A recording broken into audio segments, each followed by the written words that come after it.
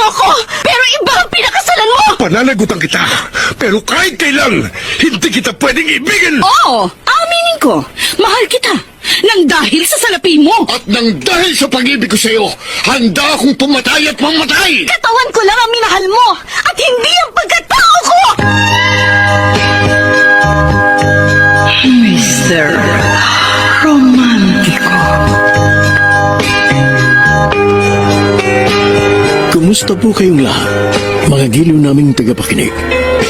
Inaanyayahan ko po kayong pakinggan ang pagsasadula ng mga liham kasaysayan ng pag-ibig na padala ng ating mga tagus-baybay at bibigyang buhay ng inyong mga paboritong bituin sa radyo. Mga kasaysayang nagtatampo ng mga pusong sugatan, mga pusong sugi, at mga pusong punong-puno ng pagmamahal. Lahat po yan sa loob ng kalahating oras dito sa ating tulang. Mr. Romantiko.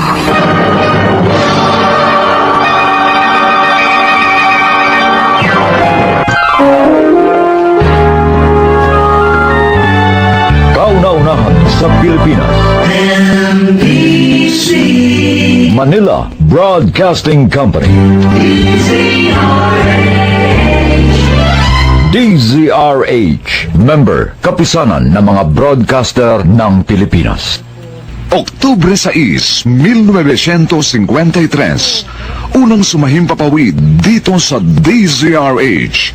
Naggamit na ng di mabilang na gawad karangalan at ng Oktubre taong 2002, ipinagkaloob naman ng kapisanan ng mga broadcaster ng Pilipinas ang Lifetime Achievement Award kay Tia Deli.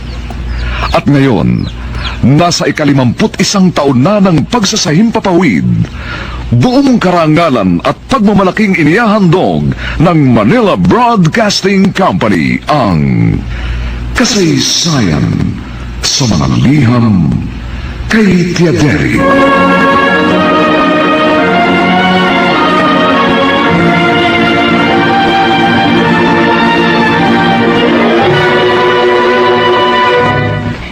Itong inyong Tia Deli.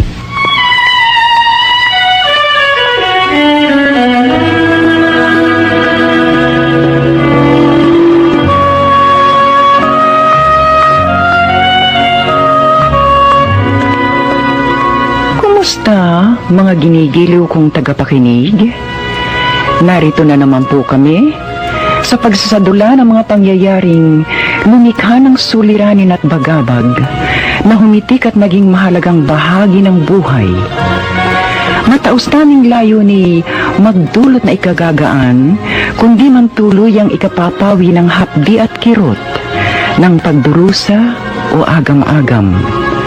Sa huli, ako po'y mag-uukol ng maikling panukala o kuro-kuro na sana'y makasiya sa may-ari ng salaysay, makaaliw sa marami, at kapulutan ng aral ng ibang ang isip ay hinilam ng nanghinang kalooban at nagkulang ng tiwala sa sariling kakayahang bathi ng pagsubok ng kapalaran.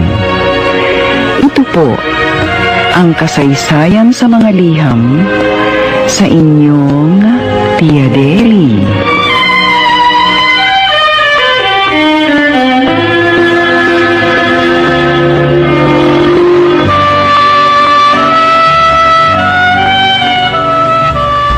May salita sa wikang Ingles.